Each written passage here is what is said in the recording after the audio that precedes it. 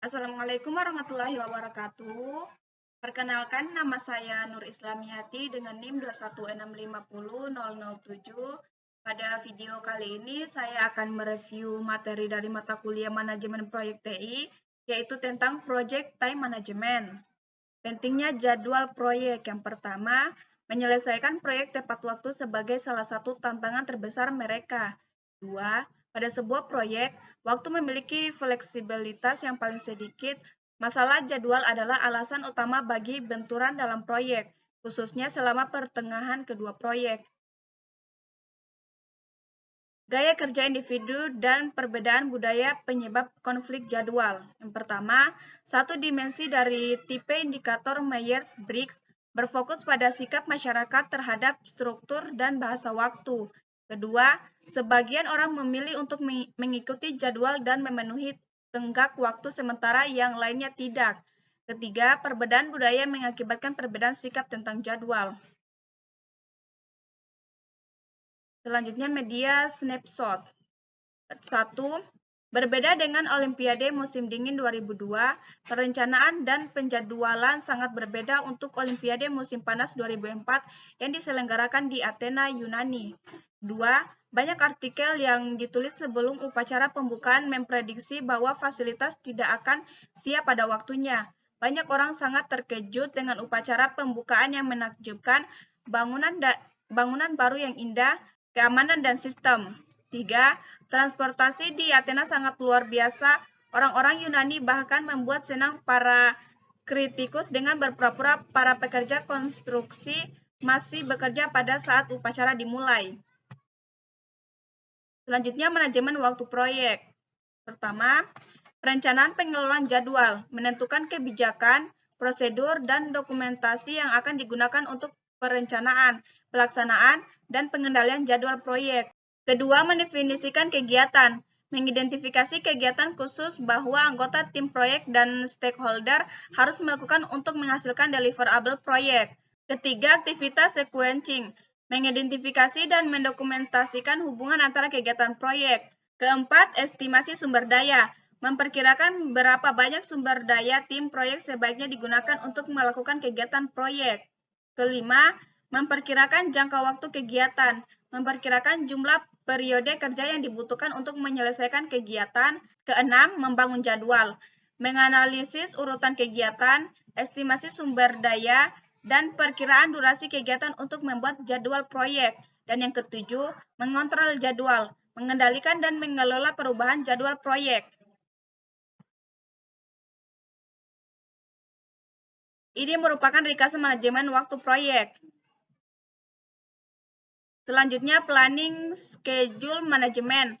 Pertama, tim proyek menggunakan pertimbangan ahli, teknik analisis, dan rapat untuk mengembangkan rencana pengelolaan jadwal. Kedua, sebuah rencana pengelolaan jadwal meliputi pengembangan model jadwal proyek, metodologi penjadwalan, tingkat akurasi dan satuan ukuran, ambang batas kendali, aturan pengukuran kinerja, format pelaporan, dan deskripsi proses. Selanjutnya, mendefinisikan aktivitas. Suatu aktivitas atau tugas adalah elemen kerja biasanya ditemukan pada WBS yang memiliki durasi, biaya, dan kebutuhan sumber daya yang diharapkan. Definisi aktivitas melibatkan pembuatan WBS yang lebih rinci beserta penjelasannya untuk memahami semua pekerjaan yang harus dilakukan sehingga kita dapat membuat perkiraan biaya dan durasi yang realistis. Selanjutnya, daftar aktivitas dan atribut. Activity lists berupa tabulasi kegiatan yang harus dimasukkan pada jadwal proyek. Nama aktivitas, nomor atau identifier kegiatan, dan deskripsi singkat aktivitas. Atribut aktivitas memberikan informasi lebih lanjut seperti pendahulunya, penerus, hubungan logis, kebutuhan sumber daya, kendala, tanggal, dan asumsi yang berkaitan dengan kegiatan. Selanjutnya, milestones. Milestone adalah peristiwa penting yang biasanya tidak memiliki durasi, sering membutuhkan beberapa kegiatan dan pekerjaan untuk menyelesaikan milestone. Milestone merupakan alat yang berguna untuk menetapkan jadwal dan tujuan memantau kemajuan. Selanjutnya, sequencing activities. Mengkaji ulang aktivitas dan menentukan dependensi. Sebuah ketergantungan atau hubungan adalah urutan kegiatan proyek atau tugas. Anda harus menentukan dependensi untuk menggunakan analisis jalur kritis. Selanjutnya, 3 tipe dependencies. Yang pertama, mandatory dependencies melekat pada sifat dari pekerjaan yang dilakukan pada proyek, kadang-kadang disebut hard logic.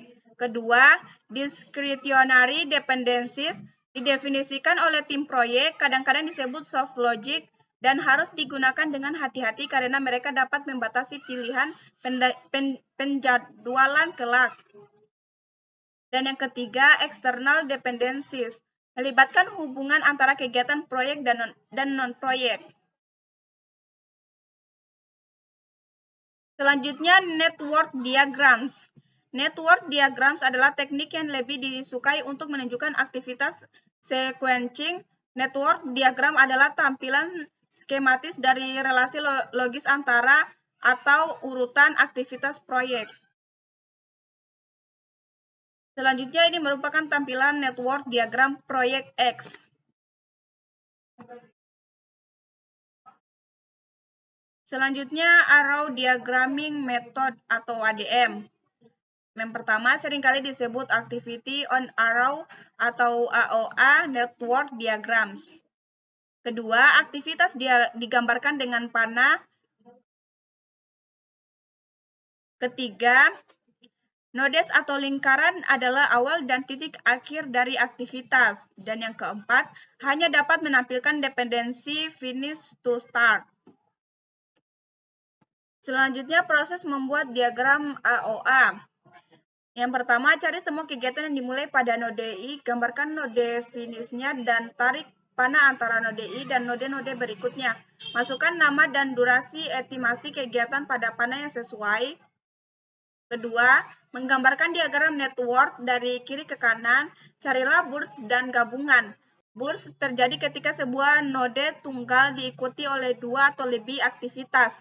Sebuah penggabungan terjadi ketika 2 atau lebih node mengawali node tunggal ketiga. Lanjutkan menggambar network diagram proyek sampai semua aktivitas pada diagram memiliki dependensi. Sebagai aturan praktis, semua panah harus menghadapi ke arah kanan dan sebaiknya tidak ada panah yang memotong network diagram AOA. Selanjutnya, precedence diagramming method atau PDM. Yang pertama, aktivitas digambarkan dengan kotak. Kedua, panas menggambarkan relasi antar aktivitas. Ketiga, lebih populer daripada metode ADM dan digunakan oleh perangkat lunak manajemen proyek. Dan yang keempat, lebih baik dalam menampilkan berbagai jenis dependensi. Ini merupakan gambaran task dependency types.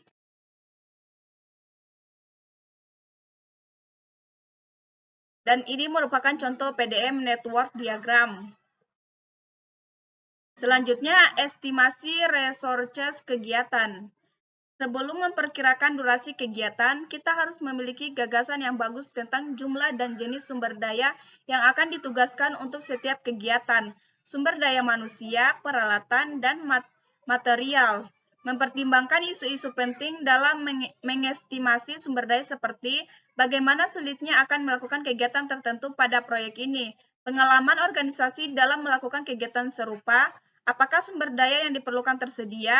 Sebuah resource breakdown struktur adalah struktur hierarkis yang mengidentifikasi sumber daya proyek berdasarkan kategori dan jenisnya. Estimasi durasi kegiatan. Durasi termasuk jumlah aktual waktu bekerja pada kegiatan ditambah waktu yang telah berlalu. Effort adalah jumlah hari kerja atau jam kerja yang dibutuhkan untuk menyelesaikan tugas. Effort seperti durasi pekerjaan biasanya tidak sama. Orang yang melakukan pekerjaan harus membantu membuat estimasi dan seorang ahli harus mengkajinya. Selanjutnya, estimasi 3 point. Estimasi yang mencangkup kemungkinan besar dan perkiraan pesimis serta perkiraan optimis seperti 3 minggu untuk optimis, 4 minggu untuk yang paling mungkin, dan 5 minggu untuk estimasi pesimis. 3 point estimatis diperlukan untuk part dan simulasi Monte Carlo. Selanjutnya membuat penjadwalan. Menggunakan hasil dari proses manajemen waktu lain untuk menentukan tanggal awal dan akhir proyek. Tujuan utamanya adalah untuk membuat jadwal proyek yang realistis yang menyediakan bahan untuk pemantauan kemajuan proyek berdasarkan dimensi waktu proyek. Tools dan teknik penting diantaranya adalah Gantt chart, analisis critical path, dan penjadwalan critical chain, dan analisis part. Selanjutnya Gantt chart. Gantt chart menyediakan format standar untuk menampilkan informasi jadwal proyek dengan daftar kegiatan proyek yang berhubungan dengan tanggal dimulai dan diselesaikannya dalam format kalender simbol yang digunakan.